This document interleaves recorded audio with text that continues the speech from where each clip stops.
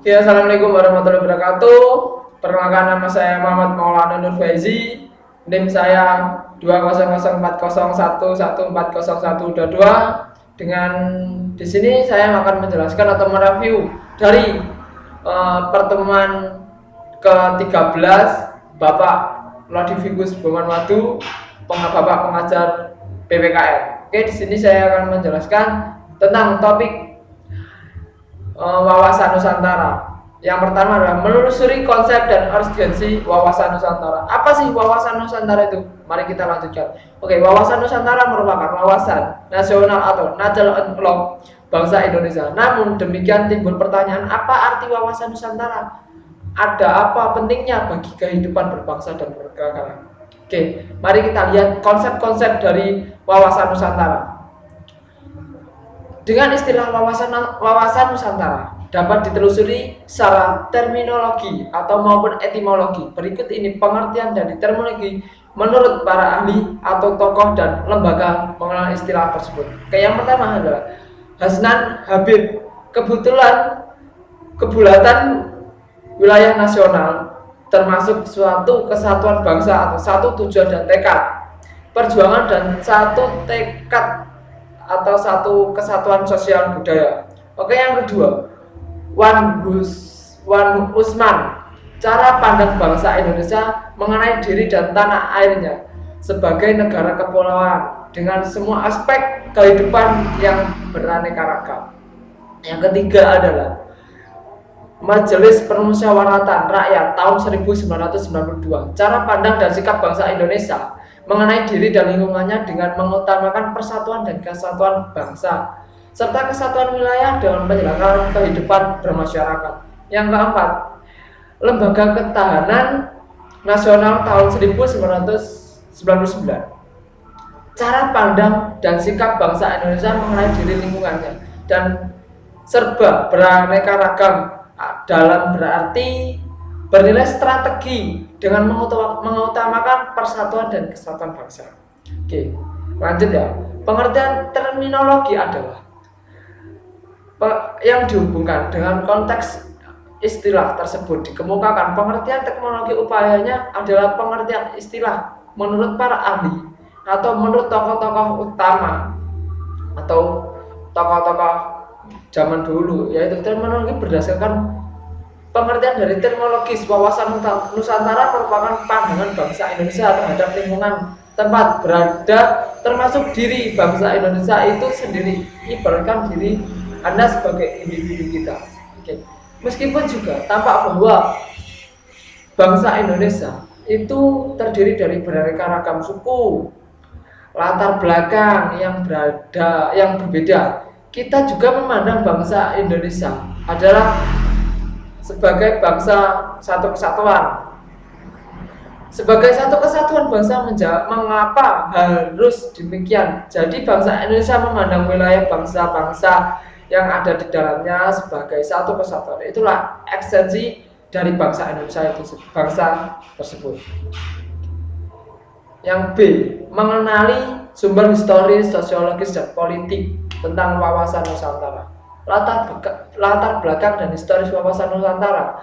Lahirnya konsepsi wawasan Nusantara bermula dari Perdana Menteri Insinyur Haji Juanda Kartawijaya yang pada tanggal 13 Desember 1957 mengeluarkan deklarasi yang selanjutnya dikenalkan sebagai Deklarasi Juanda. Oke. Isi dari deklarasi Juanda ada atau disiakan, tapi sedikit saya jelaskan. Isi dalam deklarasi adalah bahwa segala perairan di sekitar, di antara dan yang menghubungkan pulau-pulau yang termasuk negara Indonesia dengan tidak memandang luas atau lebarnya bagian-bagian yang wajar daripada wilayah yang daratan negara Indonesia. Dengan demikian, bagaimana dari perairan pendalaman atau nasional yang berada di kedaulatan mutlak negara Indonesia. Oke, sedikit saya jelaskan itu ya. Oke, yang lanjut kita yang kecil. Bagaimana mendeskripsikan esensi dan urgensi wawasan Nusantara? Sebagaimana telah dikemukakan, esensi atau hakikat wawasan Nusantara adalah kesatuan wilayah dan persatuan bangsa Indonesia. Mengapa perlu kesatuan wilayah? Karena Persatuan bangsa sebelumnya telah mengkaji bahwa sejarah muncul. Jadi kajian yang muncul adalah wawasan-wawasan yang terbentang dari Sabang sampai Merauke itu memiliki arti-arti penting dari kesatuan dan kesatuan. Wilayah Indonesia sebagai kesatuan memiliki keunikan antara lain. 1. Bercirikan negara kepulauan. Archipelago atau standar dengan jumlah 17.508 pulau. Yang kedua, luas wilayah 5.192 juta kilometer persegi dengan perincian daratan seluas 2.027 juta kilometer dengan laut seluas 3.166 juta kilometer. Negara kita terdiri dari 2-3 lautan atau perairan. Yang ketiga, jarak utara selatan 1.888 km dan jarak timur dan barat sekitar 5.110 km. Terletak di antara 2 benua dan 2 samudra. Posisi silang. Negara kita diposisikan silang karena apa? Karena terhabis dengan 2 samudra dan 2 benua. Oke, yang ketiga, terletak pada garis khatulistiwa. Posisi kita ada di garis khatulistiwa. Yang keempat, berada pada iklim tropis dan 2 musim, yaitu musim panas dan musim hujan. Kalau musim salju ada di Amerika. Oke, lanjut.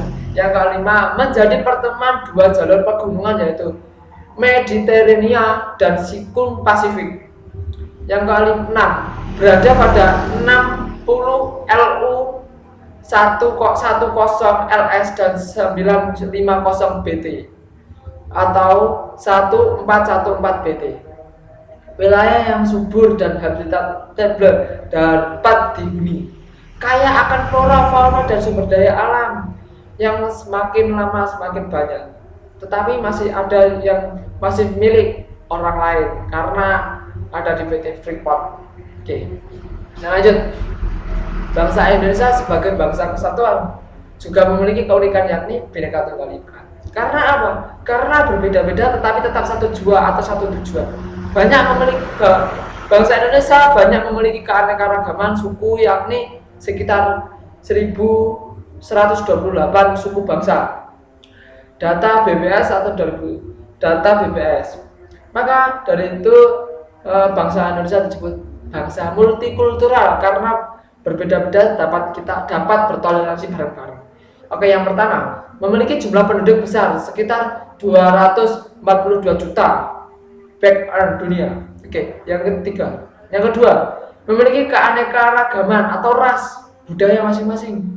Yang ketiga, memiliki keanekaragaman agama Buddha, Kristen, Hindu, terus Islam dan yang lain-lain. Oke. Yang keempat, memiliki keanekaragaman budaya sebagai konsekuensi dari keanekaragaman suku bangsa. Indonesia banyak memiliki keanekaragaman budaya. Budaya Indonesia sangat luar biasa. Oke, sekian dari saya penjelasan sedikit dari review pertemuan 13 dari Bapak Pengamu, Bapak Lodivikus Bawanwatu, pengajar PPKN. Sekian, terima kasih. Wassalamualaikum warahmatullahi wabarakatuh. Om Swastiastu, Namo Buddhaya, dan salam kebajikan.